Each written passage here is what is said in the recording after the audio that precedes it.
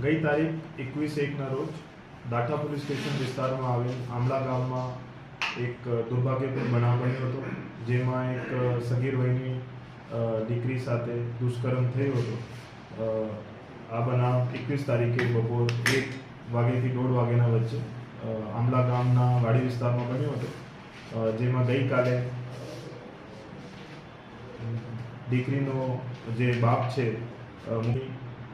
Rape, BNS હેઠળ અને પોક્સોની ફરિયાદ રજીસ્ટર કરવામાં આવી છે અને આગળની તપાસ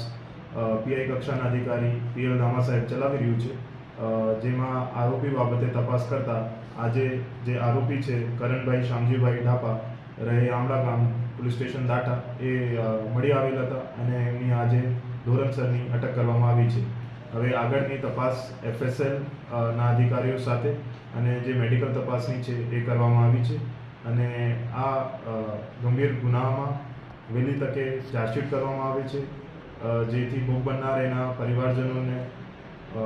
જે ન્યાય છે એ જેટલા વહેલું થઈ શકે એટલી વહેલું મળી શકે.